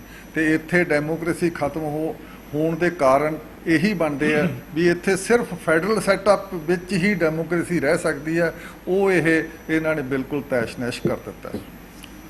5 ਅਗਸਤ 2019 ਆਜ਼ਾਦ ਹਿੰਦੁਸਤਾਨ ਦੇ ਇਤਿਹਾਸ ਵਿੱਚ ਇੱਕ ਕਾਲੇ ਦਿਨ ਦੇ ਤੌਰ ਤੇ ਲਿਖਿਆ ਜਾਊਗਾ। ਇਸ ਦਿਨ ਪਾਰਲੀਮੈਂਟ ਦੇ ਵਿੱਚ ਧੱਕੇ ਨਾਲ ਜਿਸ ਢੰਗ ਨਾਲ 4 ਬਿੱਲ ਪਾਸ ਕਰਕੇ ਕਸ਼ਮੀਰ ਦੇ ਮੁੱਦੇ ਨੂੰ ਸਾਹਮਣੇ ਰੱਖ ਕੇ ਦੇਸ਼ ਦੀ ਯੂਨਿਟੀ ਔਰ ਇੰਟੀਗ੍ਰਿਟੀ ਦੇ ਖਤਰੇ ਦੀ, ਉਸ ਨੂੰ ਜਿਹੜਾ ਖਤਰਾ ਇਹਦੇ ਨਾਲ ਪੈਦਾ ਹੋਇਆ, ਉਹਦੀ ਨਿਊ ਰੱਖ ਦਿੱਤੀ ਗਈ ਹੈ। ਦੇਸ਼ ਸਰਹੱਦਾਂ ਨਾਲ ਨਹੀਂ ਬਣਦੇ, ਜ਼ਮੀਨਾਂ ਨਾਲ ਨਹੀਂ ਬਣਦੇ, ਸੰਵਿਧਾਨਾਂ ਨਾਲ ਵੀ ਨਹੀਂ ਬਣਦੇ। ਦੇਸ਼ ਲੋਕਾਂ ਦੇ ਦਿਲਾਂ ਦੀ ਜੁੜਤ, ਪਿਆਰ, ਕੋਆਪਰੇਸ਼ਨ, ਸਹਿਚਾਰ, ਭਾਈਚਾਰਾ ਉਹਨਾਂ ਨਾਲ ਬਣਦੇ ਆ। ਉੱਥੋਂ ਹੀ ਦੇਸ਼ਾਂ ਦੇ ਵਿੱਚ ਆਪਣੇ ਦੇਸ਼ਾਂ ਲਈ ਸੈਕਰੀਫਾਈਸ ਕਰਨਾ, ਦੇਸ਼ ਭਗਤੀ ਜਾਗਣੀ, ਉਹਨਾਂ ਲਈ ਮਰ ਮਿਟਣ ਦਾ ਇੱਕ ਸੁਪਨਾ ਲੈਣਾ ਲੋਕਾਂ 'ਚ ਪੈਦਾ ਹੁੰਦਾ। ਪਰ ਅਫਸੋਸ ਇਹ ਹੈ ਕਿ ਜਦੋਂ ਦਾ ਹੀ ਇੱਕ ਲੰਬਾ ਏਜੰਡਾ 1951 ਦਾ ਸ਼ਾਮਾ ਪ੍ਰਸਾਦ ਮੁਖਰਜੀ ਨੇ ਜਦੋਂ ਜਨਸੰਘ ਬਣਾਈ ਔਰ ਜਿਸ ਤਰੀਕੇ ਨਾਲ ਇਹਨਾਂ ਦੇ ਗੁਰੂ ਗੁਲਵਾਲਕਰ ਉਹਨਾਂ ਨੇ ਬੜਾ ਸਾਫ਼ ਬੰਚ ਆਫ ਥਾਟ ਆਪਣੀ ਕਿਤਾਬ ਦੇ ਵਿੱਚ ਲਿਖਿਆ ਹੋਇਆ ਕਿ ਸਾਡੇ 3 ਦੁਸ਼ਮਣ ਆ ਦੇਸ਼ ਦੇ ਅੰਦਰ। ਉਹ ਇੱਕ ਦੁਸ਼ਮਣ ਹੈ ਆ ਇਸਲਾਮ, ਮੁਸਲਿਮ, ਕ੍ਰਿਸਚੀਅਨਸ, ਔਰ ਤੀਸਰੇ ਲੈਫਟ ਕਮਿਊਨਿਸਟ। ਇਹ ਉਹ ਬਾਰ-ਬਾਰ ਇਸ ਗੱਲ ਦਾ ਐਮਫਸਿਸ ਦਿੰਦੇ ਸੀ। ਉਹ ਉਹਨਾਂ ਦੇ ਸੁਪਨੇ ਨੂੰ ਪੂਰਾ ਕਰਨ ਵੱਲ ਹੋਣ ਵਾਲੀ ਸਰਕਾਰ NDA ਔਰ ਖਾਸ ਕਰਕੇ BJP ਇਹ ਬੜੀ ਤੇਜ਼ੀ ਨਾਲ ਅੱਗੇ ਵਧ ਰਹੀ ਹੈ, ਔਰ ਜਿਹਦੇ ਵਿੱਚ ਘੱਟ ਗਿਣਤੀਆਂ ਨੂੰ ਔਰ ਦੇਸ਼ ਦੀ ਜਿਹੜੀ ਇੱਕ ਇੰਨੇ ਚਿਰ ਦੀ ਬਣੀ ਹੋਈ ਸਾਂਝ ਭਿਆਲੀ ਸੀ ਉਸ ਨੂੰ ਇੱਕ ਵੱਡੀਆਂ ਦਰਾੜਾਂ ਪਾਉਣ ਵੱਲ ਕੱਲ 5 ਅਗਸਤ ਨੂੰ ਨਿਉ ਰੱਖੀ ਗਈ ਹੈ। ਅਸੀਂ ਬੜੇ ਦੁਖੀ ਹਿਰਦੇ ਨਾਲ, ਬੜੇ ਇੱਕ ਜ਼ਿੰਮੇਵਾਰੀ ਦੇ ਵਿੱਚ ਇੱਥੇ ਹਰੀਡਲੀ ਕਾਲੀ ਕਾਲੀ ਇਕੱਠੇ ਹੋਏ ਆ। ਇੱਕ ਬਿਆਨ ਵੀ ਦਿੱਤਾ ਜਾਊਗਾ, ਪਰ ਇੱਕ ਗੱਲ ਬੜੀ ਸਾਫ਼ ਆ ਕਿ ਜੇ ਦੇਸ਼ ਇਕੱਠਾ ਰੱਖਣਾ, ਐਡਾ ਵੱਡਾ ਦੇਸ਼ ਜਿਹਦੇ 'ਚ ਹਰ ਕਿਸਮ ਦਾ ਧਰਮ, ਮਜ਼ਹਬ, ਜਾਤ, ਆਦੀਵਾਸੀ, ਦਲਿਤ ਔਰ ਵਿਲੱਖਣਤਾ, ਇਸ ਨੂੰ ਅੱਜ ਤੱਕ ਜੇ ਚਲਾਇਆ ਸੀ ਤੇ ਉਹਨਾਂ ਨੂੰ ਆਜ਼ਾਦੀ ਦੇ ਕੇ ਚਲਾਇਆ ਸੀ। ਪਰ ਜਿਸ ਢੰਗ ਨਾਲ ਹੁਣ ਇਹ ਘੁਟਨ ਪੈਦਾ ਕੀਤੀ ਜਾ ਰਹੀ ਆ, ਦਾਦਾਗਿਰੀ, ਗੁੰਡਾਗਰਦੀ, ਧੱਕੇਸ਼ਾਹੀ ਕੀਤੀ ਜਾ ਰਹੀ ਹੈ, ਇਹ ਦੇਸ਼ ਨੂੰ ਇਕੱਠੇ ਰੱਖਣ ਦੇ ਵਿੱਚ ਸਹਾਈ ਨਹੀਂ ਹੋਊਗਾ। ਉਹਨੂੰ ਤੋੜਨ ਵੱਲ ਤੇਜ਼ੀ ਨਾਲ ਇੱਕ ਦੂਜੇ ਦੇ ਵਿਰੁੱਧ ਜ਼ਹਿਰ ਭਰੀ ਜਾਊਗੀ, ਨਫ਼ਰਤ ਦੇ ਬੀਜ। ਪੰਜਾਬ ਪਹਿਲਾਂ ਦੇਖ ਚੁੱਕਾ 1947 'ਚ ਕਿੰਨਾ ਖੂਨ ਖਰਾਬਾ, ਭਰਾ ਦਾ ਭਰਾ ਦੁਸ਼ਮਣ ਬਣ ਗਿਆ ਸੀ, ਪਰਿਵਾਰਾਂ ਦੇ ਪਰਿਵਾਰ ਅਸੀਂ ਖਤਮ ਕਰਤੇ। ਫਿਰ ਦੇਸ਼ ਨੂੰ ਇੱਕ ਉਹੋ ਜਿਹੇ ਮਾਹੌਲ ਦੇ ਵਿੱਚ ਧੱਕਿਆ ਜਾ ਰਿਹਾ। ਮੈਂ ਕੋਈ ਲੰਬਾ ਭਾਸ਼ਣ ਨਹੀਂ ਦੇਣ ਦੀ ਗੱਲ ਹੈ, ਮੈਂ ਇਸ ਗੱਲ ਨਾਲ ਕਹੂੰਗਾ ਕਿ ਤੁਸੀਂ ਪਿੱਛੇ ਦੇਖਿਆ UAPA ਅਨਲੌਫੁਲ ਐਕਟੀਵਿਟੀਜ਼ ਜਿਹੜਾ ਪ੍ਰੀਵੈਂਸ਼ਨ ਬਿੱਲ ਪਾਸ ਕੀਤਾ ਗਿਆ, NIA ਨੂੰ ਸਟਰੋਂਗ ਕੀਤਾ ਗਿਆ। ਸੂਬਿਆਂ 'ਚ ਕਿਸੇ ਦੀ ਵੀ ਤੁਸੀਂ ਪ੍ਰਾਪਰਟੀ ਜ਼ਬਤ ਕਰ ਸਕਦੇ ਆ, ਕਿਸੇ ਨੂੰ ਵੀ ਤੁਸੀਂ ਅੱਤਵਾਦੀ ਕਰਾਰ ਦੇ ਸਕਦੇ ਆ। ਅੱਗੇ ਆਰਗੇਨਾਈਜੇਸ਼ਨ ਨੂੰ ਸੀ ਹੌਲੀ ਹੌਲੀ ਸੂਬਿਆਂ ਦੇ ਤੇ ਲੋਕਾਂ ਦੇ ਔਰ ਸਿਵਲ ਲਿਬਰਟੀ ਦੇ ਜਿਹੜੇ ਲੋਕਾਂ ਦੇ ਅਧਿਕਾਰ ਆ ਉਹ ਉਹਨਾਂ ਕੋਲੋਂ ਖੋ ਕੇ ਕੁਝ ਕੁ ਲੋਕਾਂ ਦੇ, ਮੈਂ ਈਵਨ ਪਾਰਟੀਆਂ ਦੇ ਵੀ ਨਹੀਂ, ਕੁਝ ਕੁ ਲੋਕਾਂ ਦੇ ਹੱਥ 'ਚ ਦਿੱਤੇ ਜਾ ਰਹੇ ਆ। ਔਰ ਦੇਸ਼ ਅੱਜ ਤੇਜ਼ੀ ਨਾਲ ਇੱਕ ਤਾਨਾਸ਼ਾਹ ਵੱਲ ਨੂੰ ਵੱਧ ਰਿਹਾ ਆ। ਔਰ ਮੇਰਾ ਖਿਆਲ ਹੈ ਕਿ ਸਾਨੂੰ ਸਾਰੇ ਸਿਟੀਜ਼ਨ ਜਿਹੜੇ ਇੱਥੇ ਨੌਜਵਾਨ ਹੋਰ ਅਸੀਂ ਇਕੱਠੇ ਹੋਏ ਹਾਂ, ਅਸੀਂ ਇਸ ਚਿੰਤਾ 'ਚੋਂ ਇਕੱਠੇ ਹੋਏ ਹਾਂ ਕਿ ਅੱਜ ਦੇਸ਼ ਦੇ ਸੈਕੂਲਰ ਢਾਂਚੇ ਨੂੰ, ਇੱਥੋਂ ਦੇ ਫੈਡਰਲ ਢਾਂਚੇ ਨੂੰ, ਇੱਥੋਂ ਦੇ ਸਹਿਚਾਰਤਾ ਨੂੰ ਵੱਡਾ ਖਤਰਾ ਆ, ਇੱਥੋਂ ਦੀ ਡੈਮੋਕ੍ਰੇਸੀ ਨੂੰ ਖਤਰਾ ਆ। ਔਰ ਇਹ ਖਤਰਾ ਕਿਤਿਓਂ ਬਾਹਰੋਂ ਨਹੀਂ, ਸਾਡੇ ਹੀ ਕੁਝ ਕੁ ਬੰਦੇ ਚੁਣੇ ਨੇ ਜਿਨ੍ਹਾਂ ਨੇ ਇੱਕ ਆਪਣਾ ਲੰਬੇ ਸਮੇਂ ਦਾ ਏਜੰਡਾ ਕਿ ਇੱਥੇ ਹਿੰਦੂ ਰਾਸ਼ਟਰ ਅਸੀਂ ਸਟੈਬਲਿਸ਼ ਕਰਨਾ। ਹਿੰਦੂ ਸਿੱਖਾਂ 'ਚ ਅੱਧੇ ਹਿੰਦੂ ਅੱਧੇ ਸਿੱਖ, ਕੋਈ ਇਹੋ ਜਿਹੀ ਕੋਈ ਗੱਲ ਦੇਖੋ, ਜਿਹੜਾ ਸਿੱਖ ਧਰਮ ਤੇ ਆਲ ਇਨਕਲੂਸਿਵ ਹੈਗਾ। ਇਸ ਕਰਕੇ ਤੁਸੀਂ ਕਿਉਂ ਕਿਸੇ ਨੂੰ ਦੁਸ਼ਮਣ ਕਿਸੇ ਨੂੰ ਦੋਸਤ ਬਣਾਉਣ ਦੀਆਂ ਇਹੋ ਜਿਹੀਆਂ ਰਵਾਇਤਾਂ ਪਾ ਰਹੇ ਆ? ਇਹ ਭਾਰਤ ਹੈ, ਸਭ ਦਾ ਸਾਂਝਾ ਹੈ।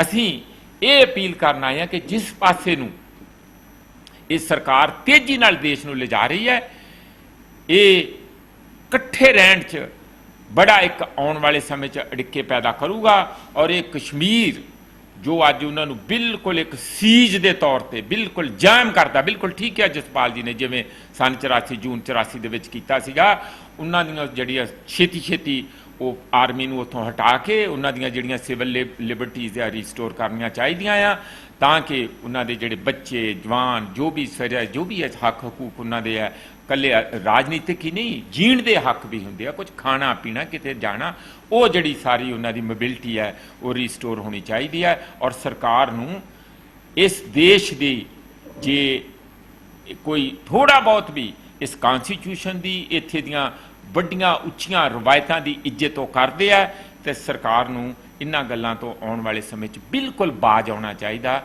ਇਹ ਲੋਕਾਂ ਦੇ ਵਿੱਚ ਇੱਕ ਵੱਡੀ ਸਿਵਲ ਜੰਗ, ਸਿਵਲ ਵਾਰ ਵੱਲ ਨੂੰ ਲੈ ਜੂਗੀ। ਔਰ ਇਹ ਬਹੁਤ ਹੀ ਦੁਖਦਾਈ, ਜਿਹੜਾ ਅਸੀਂ ਇਮੈਜਿਨ ਵੀ ਨਹੀਂ ਕਰ ਸਕਦੇ, ਇਹੋ ਜਿਹਾ ਸਿਨੇਰੀਓ ਹੋਊਗਾ। ਅਸੀਂ ਤੇ ਇਸ ਕਰਕੇ ਇਹੀ ਅਪੀਲ ਕਰਦੇ ਹਾਂ ਕਿ ਅਸੀਂ ਸਾਰਿਆਂ ਨੂੰ ਕਿਵੇਂ ਇੱਥੇ ਪਿਆਰ, ਸਤਿਕਾਰ, ਆਦਰ ਮਾਣ ਤੇ ਡੈਮੋਕ੍ਰੈਟਿਕ ਮਾਹੌਲ ਦੇ ਵਿੱਚ ਰਹਿ ਸਕਦੇ ਹਾਂ, ਉਹਦੇ ਬਾਰੇ ਜ਼ਿਆਦਾ ਧਿਆਨ ਦਿੱਤਾ ਜਾਏ। ਦੇਖੋ ਗੱਲ ਪਤਾ ਕੀ ਹੈ, ਹੁਣ ਕਿੰਨੀ ਫਿਕਰ ਵਾਲੀ ਗੱਲ ਆ, ਕਿੰਨੀ ਚਿੰਤਾ ਵਾਲੀ ਗੱਲ ਆ। 80 ਲੱਖ ਬੰਦੇ ਕੈਦ 'ਚ ਤੁਸੀਂ ਕਰੇ ਹੋਏ, ਘਰਾਂ ਚੋਂ ਬਾਹਰ ਨਹੀਂ ਨਿਕਲ ਸਕਦੇ। ਬੱਚੇ ਆ, ਉਹਨਾਂ ਨੂੰ ਦੁੱਧ ਚਾਹੀਦਾ, ਪਾਣੀ ਚਾਹੀਦਾ, ਰੋਟੀ ਖਾਣ ਨੂੰ ਚਾਹੀਦੀ ਆ, ਮਤਲਬ ਘਰ ਦੇ ਵਿੱਚ ਗੈਸ ਚਾਹੀਦੀ ਆ, ਕਿੰਨੀਆਂ ਜ਼ਰੂਰਤਾਂ ਹੁੰਦੀਆਂ ਘਰ ਦੇ ਵਿੱਚ। ਉਹਨਾਂ ਬੰਦਿਆਂ ਨੂੰ ਤੁਸੀਂ ਕੈਦ ਕਰਕੇ ਰੱਖ ਲਿਆ, ਮਤਲਬ ਕੋਈ ਇਨਸਾਨੀ ਕਦਰਾਂ ਕੀਮਤਾਂ ਦੀ ਕਿਸੇ ਕਿਸਮ ਦਾ ਫਿਕਰ। ਸਰਕਾਰ ਦਾ ਫਰਜ਼ ਆ ਕਿ ਉਹ ਆਪਣੇ ਸਿਟੀਜ਼ਨ ਨੂੰ ਜੋ ਵੀ ਉਹਨਾਂ ਦੀਆਂ ਜ਼ਰੂਰਤਾਂ ਉਹਨਾਂ ਨੂੰ ਮੁਹੱਈਆ ਕਰਾਏ। ਇਹ ਬਲਕਿ ਉਲਟੀ ਗੱਲ ਹੋ ਰਹੀ। ਇਹ ਕਿੱਡੀ ਫਿਕਰ ਵਾਲੀ ਗੱਲ ਆ, ਕਿੱਡੀ ਚਿੰਤਾ ਵਾਲੀ ਗੱਲ ਆ, ਕਿੱਡੀ ਮੁਸੀਬਤ ਵਾਲੀ ਗੱਲ ਆ। ਮੈਂ ਸਮਝਦਾ ਪਾਰਟੀ ਪੋਲਿਟਿਕਸ ਤੋਂ ਉੱਪਰ ਉੱਠ ਕੇ ਜੇ ਕਿਸੇ ਇਸ ਮੁਲਕ ਦੇ ਵਿੱਚ ਲੋਕਾਂ 'ਚ ਕਿਸੇ ਕਿਸਮ ਦੀ ਇਨਸਾਨੀਅਤ ਹੈ, ਜੇ ਕਿਸੇ ਕਿਸਮ ਦੀ ਹਿਊਮੈਨਿਟੀ ਹੈ, ਉਹਨਾਂ ਨੂੰ ਘੱਟ ਤੋਂ ਘੱਟ ਉਹਨਾਂ ਦਾ ਫਿਕਰ ਤਾਂ ਕਰਨਾ ਚਾਹੀਦਾ ਵੀ ਭਾਈ 80 ਲੱਖ ਬੰਦਿਆਂ ਨੂੰ ਤੁਸੀਂ ਕੈਦ ਕਰ ਲਿਆ, ਘਰਾਂ 'ਚੋਂ ਬਾਹਰ ਨਹੀਂ। ਜਦੋਂ ਸਾਡੇ 84 'ਚ ਹੋਇਆ, ਉੱਥੇ ਇੱਕ ਈਡੀਅਮ ਯੂਜ਼ ਕੀਤਾ ਸੀ ਕਿਸੇ ਜਰਨਲਿਸਟ ਨੇ, that even the dogs were not allowed to cross the roads। ਇਸੇ ਕਿਸਮ ਦੀ ਭਿਆਨਕ ਸਿਚੁਏਸ਼ਨ ਉੱਥੇ ਅਸੀਂ ਇਸ ਦੇ ਵਿੱਚੋਂ ਦੀ ਲੰਘੇ ਆ ਪੰਜਾਬ ਦੇ ਲੋਕ। ਔਰ ਪੰਜਾਬ ਦੇ ਵਿੱਚੋਂ 3 ਸਾਲ ਤੋਂ ਲੈ ਕੇ 12 ਸਾਲ ਦੇ ਬੱਚਿਆਂ ਨੂੰ ਵਿਚਾਰਿਆਂ ਨੂੰ ਕੈਦ ਕਰ ਲਿਆ ਵੀ ਉਹ ਟੈਰਰਿਸਟ ਆ, ਪੋਟੈਂਸ਼ੀਅਲੀ ਟੈਰਰਿਸਟ ਆ। ਇਸੇ ਕਿਸਮ ਦੀ ਹਮਾਕਤ, ਇਸੇ ਕਿਸਮ ਦਾ ਜ਼ੁਲਮੋ ਸਿਤਮ ਉੱਥੇ ਕੀਤਾ ਜਾ ਰਿਹਾ। ਇਹ ਕਦੇ ਦੁਨੀਆ ਦੇ ਇਤਿਹਾਸ 'ਚ ਹੋਇਆ ਹੀ ਨਹੀਂ ਵੀ 80 ਲੱਖ ਬੰਦਿਆਂ ਨੂੰ। ਤੁਸੀਂ ਮੁਸਲਮਾਨਾਂ ਨੂੰ ਕਹਿੰਦੇ ਹੋ ਜ਼ਾਲਿਮ ਸੀ, ਮੁਸਲਮਾਨਾਂ ਨੇ ਤਾਂ ਕਦੇ ਇਸ ਕਿਸਮ ਦੇ 80 ਲੱਖ ਬੰਦਿਆਂ ਨੂੰ ਕੈਦ ਕਰਕੇ ਰੱਖਿਆ ਨਹੀਂ।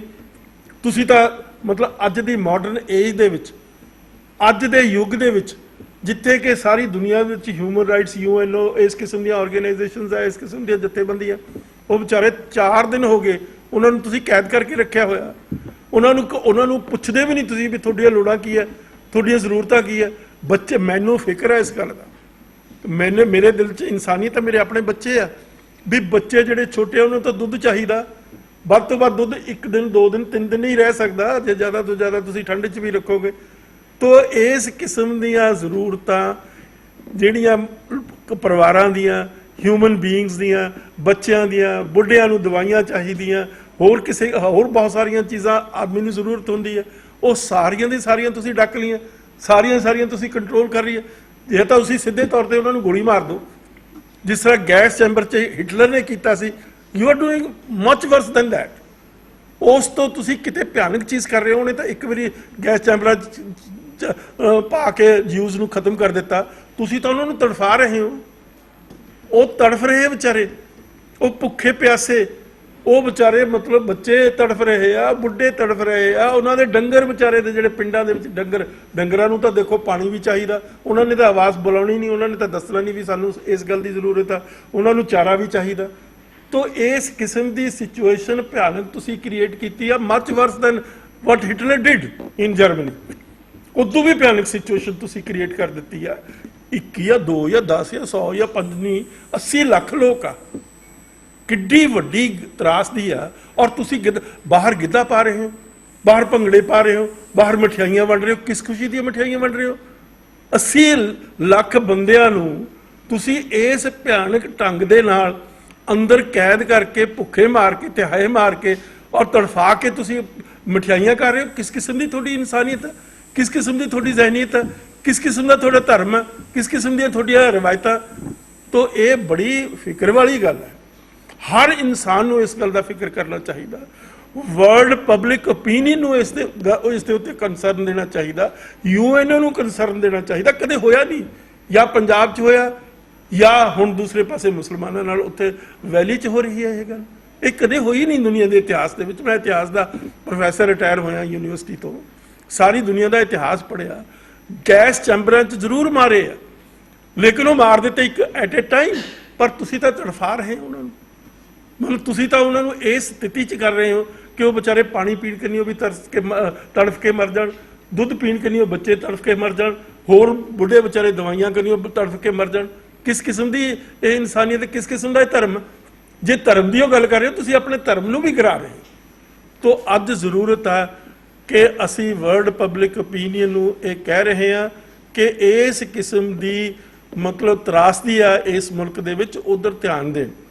ਸਾਰਾ ਵਰਲਡ ਪਬਲਿਕ ਓਪੀਨੀਅਨ ਔਰ ਵੱਡੀਆਂ ਵੱਡੀਆਂ ਜਿਹੜੀਆਂ ਨੇਸ਼ਨ ਸਟੇਟਸ ਹੈਗੀਆਂ ਉਹਨਾਂ ਨੂੰ ਵੀ ਇੱਧਰ ਧਿਆਨ ਦੇਣਾ ਚਾਹੀਦਾ। ਉਹਨਾਂ ਲੋਕਾਂ ਦੀ ਜਿਨ੍ਹਾਂ ਨੂੰ ਡੱਕ ਦਿੱਤਾ ਗਿਆ, ਉਹਨਾਂ ਦੇ ਘਰਾਂ ਦੇ ਵਿੱਚ ਘਰੋਂ ਬਾਹਰ ਨਹੀਂ ਨਿਕਲ ਦਿੱਤਾ ਜਾ ਰਿਹਾ, ਗਲੀ ਪਾਰ ਨਹੀਂ ਕਰਨ ਦਿੱਤੀ ਜਾ ਰਹੀ, ਇਸ ਕਿਸਮ ਦੀਆਂ ਬਾਰਬਡ ਵਾਇਰਸ ਲਾਈਆਂ, ਕੰਡੇ ਵਾਲੀਆਂ ਤਾਰਾਂ ਲਾਈਆਂ ਕਿ ਉਹ ਵਿਚਾਰੇ ਹਿਲਚੁਲ ਵੀ ਨਾ ਕਰ ਸਕਣ। ਤੋ ਇਹ ਸਾਰੀ ਬੜੀ ਜਿਹੜੇ ਇਨਸਾਨ ਆ ਜਿਨ੍ਹਾਂ ਦੇ ਮਨਾਂ ਦੇ ਵਿੱਚ ਇਨਸਾਨੀਅਤ ਆ, ਉਹਨਾਂ ਨੂੰ ਇਸ ਗੱਲ ਦਾ ਫਿਕਰ ਕਰਨਾ ਚਾਹੀਦਾ। ਵਰਲਡ ਪਬਲਿਕ ਓਪੀਨੀਅਨ ਨੂੰ ਇਮੀਡੀਏਟਲੀ ਇਸ ਦੇ ਉੱਤੇ ਕੰਸਰਨ ਰਿਫਲੈਕਟ ਕਰਨਾ ਚਾਹੀਦਾ। ਬਾਕੀ ਗੱਲਾਂ ਤਾਂ ਦੂਸਰੀਆਂ ਪੋਲੀਟੀਕਲ ਆ, ਇਹ ਤਾਂ human rights the worst kind of ਜਿਹੜੀ ਆ ਵਾਇਲੇਸ਼ਨ ਹੈਗੀ, ਇਸ ਤੋਂ ਵੱਧ ਹੋ ਨਹੀਂ ਸਕਦੀ ਇਸ ਮਾਡਰਨ ਏਜ ਦੇ ਵਿੱਚ। ਤੋ ਇਸ ਕਰਕੇ ਅਸੀਂ ਸਾਰੇ ਇੱਕ ਹੋ ਕੇ ਅਪੀਲ ਕਰਦੇ ਹਾਂ ਪਬਲਿਕ ਵਰਲਡ ਓਪੀਨੀਅਨ ਨੂੰ ਕਿ ਇੱਧਰ ਧਿਆਨ ਦੇਣ। ਉਹਨਾਂ ਦੀ ਮਤਲਬ ਵਿਚਾਰਿਆਂ ਦੀ ਤਰਾਸਦੀ ਆ, ਜਿਹੜੀ ਉਹਨਾਂ ਲੋਕਾਂ ਦੀਆਂ ਤਕਲੀਫਾਂ, ਦੁੱਖ ਆ, ਮੁਸੀਬਤਾਂ ਹੈਗੀਆਂ, ਉਹਨਾਂ ਦੇ ਵੱਲ ਧਿਆਨ ਦੇ ਕੇ ਉਹਨਾਂ ਨੂੰ ਰਾਹਤ ਪਹੁੰਚਾਈ ਜਾਵੇ। ਸਿੱਖ ਧਰਮ ਦਾ ਬੁਨਿਆਦੀ ਅਕੀਦਾ ਹੈ ਕਿ ਕਿਸੇ ਵੀ ਇਨਸਾਨ ਦੇ ਨਾਲ ਧਰਮ ਦੇ ਨਾਂ ਦੇ ਉੱਤੇ ਵਿਤਕਰਾ ਨਹੀਂ ਹੋਣਾ ਚਾਹੀਦਾ।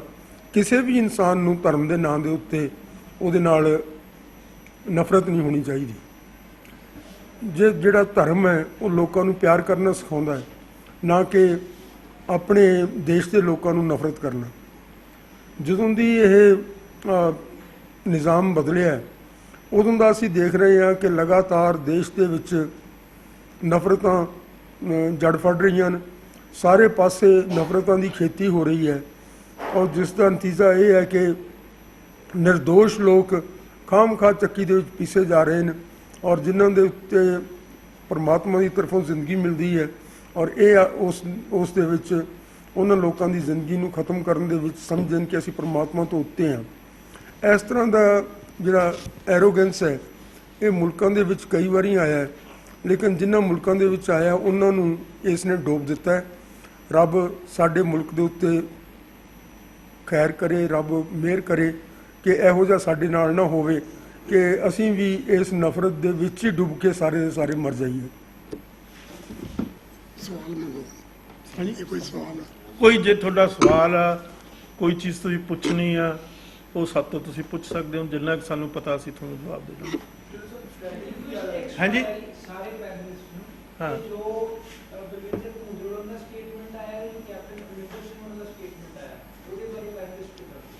ਉਹ ਮੈਨੂੰ ਜ਼ਰਾ ਰਿਪੀਟ ਕਰ ਦਿਓ। ਇਹ ਹੋ ਗਿਆ ਜੀ, ਇਹ ਗੱਲ ਹੋ ਗਈ ਹੈ, ਇਹ ਗੱਲ ਹੋ ਚੁੱਕੀ ਹੈ, ਹੋ ਚੁੱਕੀ ਹੈ, ਇਹ ਗੱਲ ਹੋ ਚੁੱਕੀ ਆ। ਤੁਸੀਂ ਆਏ ਸੀ ਨਾ ਉਸ ਤੋਂ 2 ਮਿੰਟ ਪਹਿਲਾਂ? ਨਹੀਂ, ਲੇਟ ਹੁਣੇ ਆਏ ਆ। ਇਹ ਗੱਲ ਹੋ ਚੁੱਕੀ ਆ। ਨਾਰਮਲੀ ਤਾਂ ਇਹ ਹੁੰਦਾ ਨਾ, ਕੋਈ ਕਿਸੇ ਦੇ ਪੈਰ ਤੇ ਕੁਹਾੜੀ ਮਾਰੇ, ਇਹਨਾਂ ਨੇ ਕੁਹਾੜੀ ਤੇ ਪੈਰ ਮਾਰਿਆ, ਤੋ ਇਹਨਾਂ ਦਾ ਇਹ ਸੁਸਾਈਡਲ ਐਕਟ ਆ ਅਕਾਲੀ ਦਲ ਦਾ। ਔਰ ਜਿਹੜਾ ਉਹਨਾਂ ਨੂੰ ਬਰੀਫ ਦਿੱਤਾ ਗਿਆ ਸੀ, ਜੋ ਮੈਨੂੰ ਪਤਾ ਲੱਗਿਆ, ਉਹਨੇ ਆਪਣਾ ਕੋਈ ਰਿਟਨ ਉਹਦੇ ਕੋਲ ਬਰੀਫ ਸੀ, ਉਸਨੇ ਪੜਿਆ ਭੁੰਦੜ ਨੇ। ਉਹ ਕਿਹਨੇ ਦਿੱਤਾ ਉਹੀ ਦੱਸ ਦੇਵੇ ਉਹ ਪਬਲਿਕਲੀ, ਕਿਹਨੇ ਲਿਖ ਕੇ ਦਿੱਤਾ, ਕਿਹਦਾ ਡਰਾਫਟ ਸੀ, ਤੇ ਉਸ ਪੜਿਆ ਤਾਂ ਉਸਨੇ, ਉਹ ਸਾਹਮਣੇ ਆਈ ਹੈ ਗੱਲ। ਤੋ ਇਹ ਗੱਲ ਆਪਣੇ ਆਪ ਦੇ ਵਿੱਚ ਵੀ ਸਿੱਖ ਜਗਤ ਦੇ ਵਿੱਚ ਬੜੀ ਚਿੰਤਾ ਦਾ ਵਿਸ਼ਾ, ਬੜੀ ਮਤਲਬ ਫਿਕਰ ਵਾਲੀ ਗੱਲ। ਕਿਸ ਕਿਸਮ ਦੀ ਬਿਟਰੇਲ ਤੁਸੀਂ ਕੀਤੀ ਆ।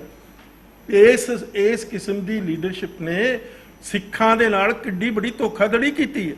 ਤੁਸੀਂ ਫੈਡਰਲਿਜ਼ਮ ਦੇ ਉੱਤੇ, ਵੱਧ ਅਧਿਕਾਰਾਂ ਦੇ ਉੱਤੇ ਲੋਕਾਂ ਨੂੰ ਜੇਲ੍ਹਾਂ ਦੇ ਵਿੱਚ ਸਿੱਟਿਆ, ਤੁਸੀਂ ਮੋਰਚੇ ਲਾਏ, ਤੁਸੀਂ ਲੋਕ ਸ਼ਹੀਦ ਹੋਏ ਆ, ਸੈਂਕੜਿਆਂ ਦੀ ਤਾਦਾਦ ਦੇ ਵਿੱਚ ਮੋਰਚੇ ਲੱਗੇ, ਲੋਕ ਜੇਲ੍ਹਾਂ 'ਚ ਗਏ, ਉਹਨਾਂ ਦਾ ਘਰ-ਬਾਰ ਕਾਰੋਬਾਰ ਤਬਾਹ ਹੋ ਗਏ ਕਈ ਲੋਕਾਂ ਦੇ, ਤਾਂ ਤੁਸੀਂ ਉਸ ਤੋਂ ਬਾਅਦ ਇਸ ਕਿਸਮ ਦੀ ਹਮਾਕਤ ਕਰਦੇ।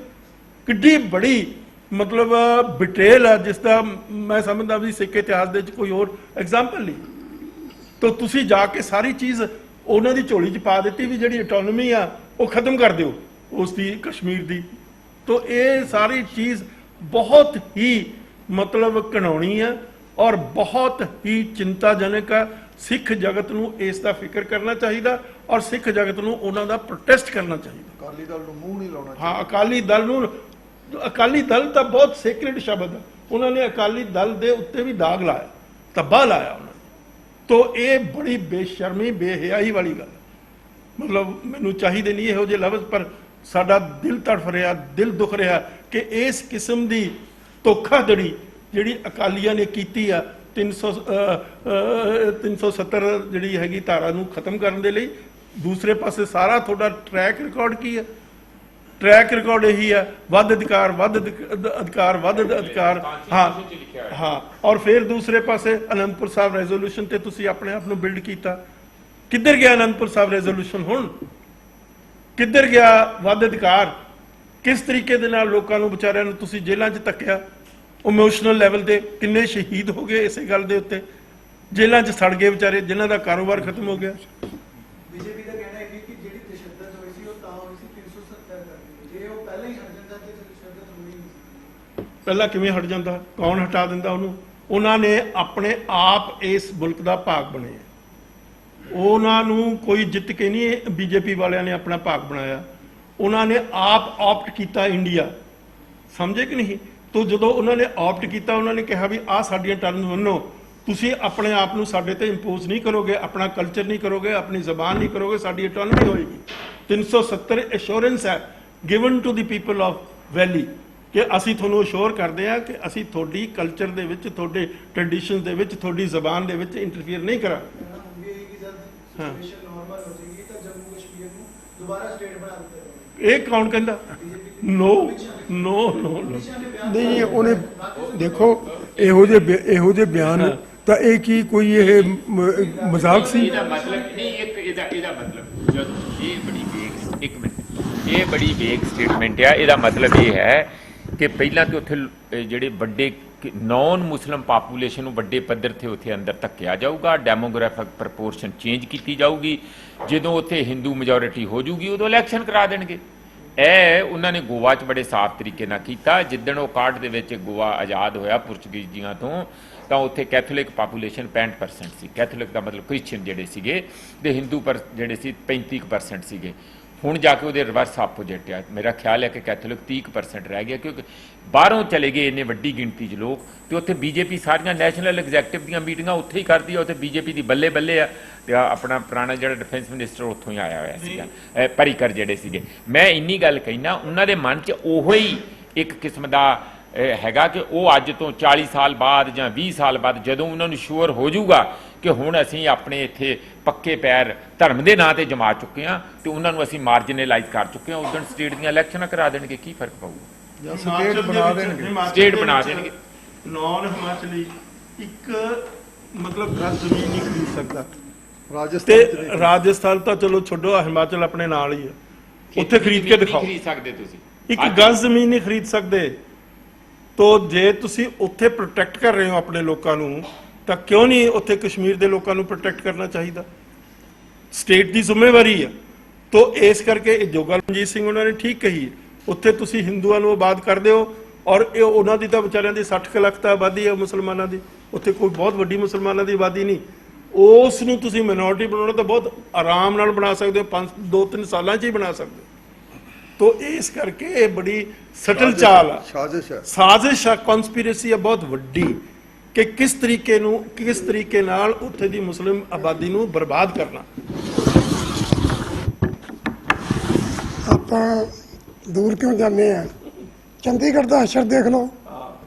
1966 ਵਿੱਚ ਚੰਡੀਗੜ੍ਹ ਪੰਜਾਬੀ ਸਪੀਕਿੰਗ ਏਰੀਆ ਸੀ, ਮੈਜੋਰਟੀ ਪੰਜਾਬੀ ਸਪੀਕਿੰਗ ਸੀ।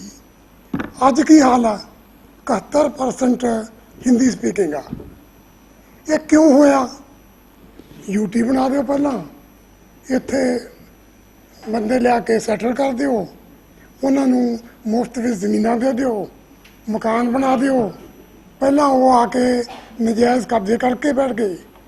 ਜਦ ਇੱਕ ਗਵਰਨਰ ਨੇ ਜੋ ਆਇਆ ਸੀ ਇੱਥੇ 2001 ਦੇ ਵਿੱਚ, ਇੱਕ ਵਰਮਾ ਨਾਂ ਦਾ ਗਵਰਨਰ ਆਇਆ ਸੀ, ਚੀਫ ਐਡਮਿਨਿਸਟ੍ਰੇਟਰ ਸੀ ਉਹ ਚੰਡੀਗੜ੍ਹ ਦਾ।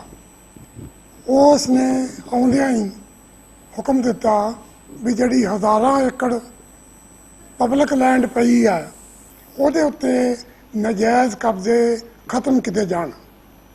ਹੁਕਮ ਹੋ ਗਿਆ, ਐਡਮਿਨਿਸਟ੍ਰੇਸ਼ਨ ਐਕਸ਼ਨ ਵਿੱਚ ਆ ਗਈ। ਇੱਥੋਂ ਦੀਆਂ ਕੁਝ ਪੋਲੀਟੀਕਲ ਪਾਰਟੀਆਂ, ਜਿਹਦੇ ਵਿੱਚ ਬੀਜੇਪੀ, ਕਾਂਗਰਸ ਤੇ ਹਰਮੋਹਨ ਅਮਨ, ਇਹ ਇਕੱਠੇ ਹੋ ਕੇ ਮੁਜ਼ਾਹਰੇ ਕਰਨ ਲੱਗ ਪਏ। ਦਿੱਲੀ ਚਲੇ ਗਏ ਲੋਕ। ਵਾਜਪਾਈ ਨੇ ਕਿਹਾ ਨਥਿੰਗ ਡੂਇੰਗ, ਅਸੀਂ ਨਹੀਂ ਚੇਂਜ ਇਹਦੇ ਵਿੱਚ ਦਖਲ ਦੇਣਾ। ਹੋਮ ਮਿਨਿਸਟਰੀ ਨੇ ਕਿਹਾ ਨਥਿੰਗ ਡੂਇੰਗ, ਅਸੀਂ ਨਹੀਂ ਦੇਣਾ ਦਖਲ ਦੇਣਾ। ਉਹਨਾਂ ਦਿਨਾਂ ਵਿੱਚ ਹੋਮ ਮਿਨਿਸਟਰ ਅਡਵਾਨੀ ਸੀ।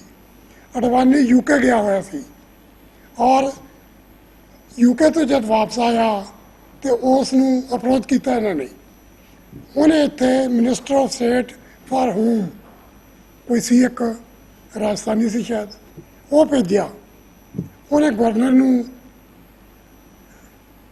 ਕਿਹਾ ਕਿ ਫੌਰਨ ਬੰਦ ਕਰੋ। ਉਹਦੀ ਟ੍ਰਾਂਸਫਰ ਕਰਤੀ, ਗਵਰਨਰ ਚਲਾ ਗਿਆ ਵਾਪਸ, ਮੱਧ ਪ੍ਰਦੇਸ਼ ਦਾ ਸੀ। ਬੜਾ ਅੱਛਾ ਬੰਦਾ ਸੀ। ਹਾਂਜੀ। ਔਰ ਉਸ ਤੋਂ ਬਾਅਦ ਨਜਾਇਜ਼ ਕਬਜ਼ੇ ਰਿਸਟੋਰ ਕਰਤੇ। ਰਿਸਟੋਰ ਕਰਨ ਤੋਂ ਇਲਾਵਾ ਉਹਨਾਂ ਵਾਸਤੇ ਮਕਾਨ ਬਣਾ ਕੇ ਦਿੱਤੇ ਔਰ ਇਸ ਸ਼ਰਤ ਤੇ ਉਹਨਾਂ ਨੇ ਨਜਾਇਜ਼ ਕਬਜ਼ੇ ਜਿਹੜੇ ਆ ਛੱਡੇ ਕਿ ਸਾਨੂੰ ਮਕਾਨ ਦਿਓ। ਇਸ ਤਰੀਕੇ ਨਾਲ ਚੰਡੀਗੜ੍ਹ ਦਾ ਸਾਰਾ ਰੂਪ ਜਿਹੜਾ ਲਿੰਗੁਇਸਟਿਕ ਰੂਪ ਆ ਉਹ ਬਦਲਿਆ ਗਿਆ। ਆਹੀ ਹਾਲ ਕਸ਼ਮੀਰ ਚੋਣ ਵਾਲਾ ਹੈ।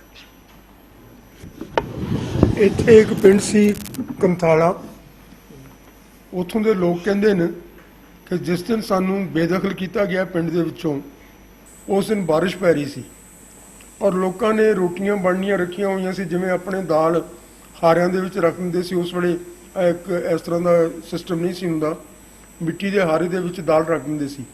ਉਹ ਕਹਿੰਦੇ ਅਸੀਂ ਆਪਣੇ ਹਾਰਿਆਂ ਨੂੰ ਸਿਰਾਂ ਦੇ ਉੱਤੇ ਚੁੱਕ ਕੇ ਉੱਥੋਂ ਨਿਕਲੇ